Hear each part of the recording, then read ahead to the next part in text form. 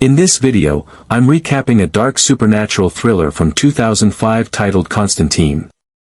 This film explores the hidden war between heaven and hell, the cost of redemption, and what happens when a man who's seen the afterlife tries to cheat his way out of it. Stay till the end and don't forget to subscribe. The movie opens in Mexico, where two scavengers uncover an ancient artifact buried deep in the desert.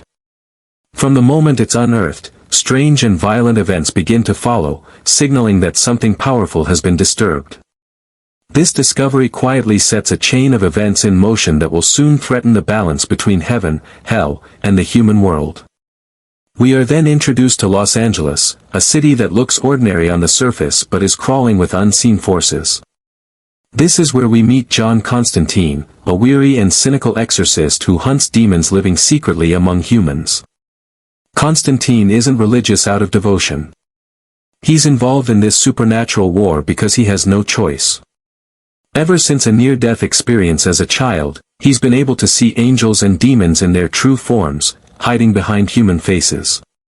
As a teenager, Constantine tried to escape this ability by taking his own life. Although he was revived, his soul briefly crossed into hell, and that single act condemned him in the eyes of heaven.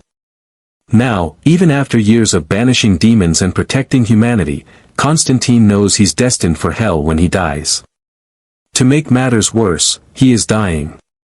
Years of chain smoking have left his lungs severely damaged, and doctors tell him he has little time left.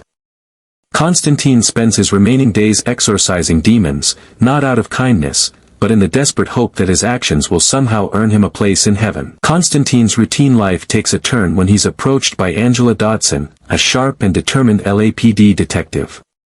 Angela is investigating the death of her twin sister, Isabel, who apparently died by suicide. The case has been closed, but Angela refuses to accept the conclusion. Isabel was deeply religious, and Angela believes she would never take her own life. At first, Constantine wants nothing to do with the case. But when he senses a strange supernatural presence surrounding Isabel's death, he reluctantly agrees to help. What begins as a personal investigation quickly turns into something far more dangerous. Constantine reveals to Angela that the world is governed by a delicate truce. Heaven and hell are forbidden from directly interfering in human affairs. Instead, they influence events through half-breeds, beings with both human and supernatural traits. These half-breeds manipulate people subtly, pushing the world toward either salvation or destruction. As Constantine investigates further, he notices that demons are becoming unusually bold. Possessions are increasing, and the balance that has kept the supernatural hidden for centuries is starting to crack. Something, or someone, is testing the rules. Angela is soon pulled into this hidden reality.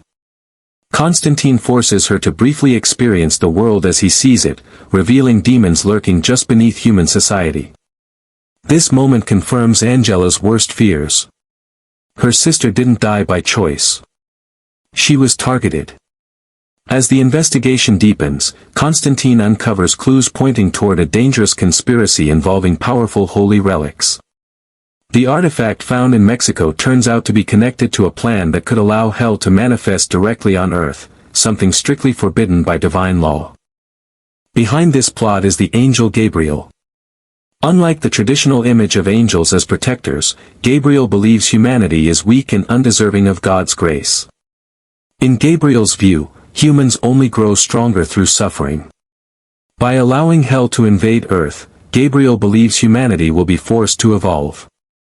While angels are supposed to be impartial observers, Gabriel secretly manipulates events, working through half-breeds to bring about this twisted vision of salvation. Gabriel's calm demeanor hides a deep resentment toward humans, especially Constantine, whose cynical attitude toward heaven is seen as an insult. As Constantine continues his investigation, his health rapidly deteriorates. He experiences visions of hell while awake, and it becomes clear that his time is almost up. We learn more about his past and the loneliness that came with seeing a world no one else could see. His entire life has been shaped by punishment, guilt, and fear of damnation. Angela, meanwhile, discovers that she has inherited the same supernatural sensitivity as her sister. Isabel wasn't cursed or suicidal. She could see the same hidden world, and it ultimately made her a target. The pieces finally come together when Constantine realizes the true plan. Gabriel intends to use the ancient artifact to allow a powerful demonic force to enter the human world legally, exploiting a loophole in divine law. This would permanently destroy the balance between heaven and hell. As events spiral out of control, Constantine confronts Gabriel, exposing the plan. The confrontation reveals that angels are not inherently good, and demons are not the only source of evil. Pride, arrogance, and the desire for control can corrupt any being, even one from heaven. With no other options left and his body failing, Constantine makes a final decision. Instead of fighting for his own redemption, he chooses to sacrifice himself to save Angela and stop the ritual.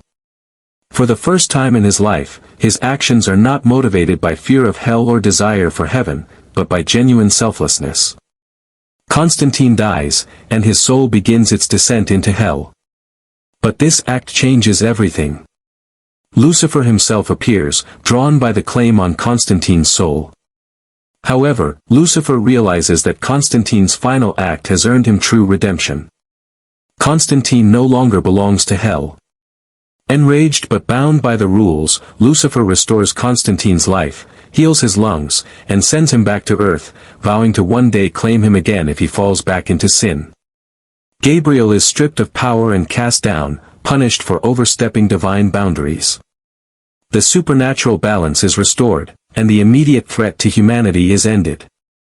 The film concludes with Constantine returning to the streets, lighter than before but still burdened with purpose. This time, he isn't fighting demons to save himself. He's fighting because it's the right thing to do. Constantine ends as a story about redemption, choice, and the idea that salvation cannot be forced or earned through selfish motives. It must be freely given through sacrifice. And that's Constantine.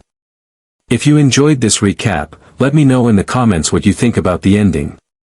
Was Constantine truly redeemed, or was the system simply bent for him? Like, subscribe, and I'll see you in the next recap.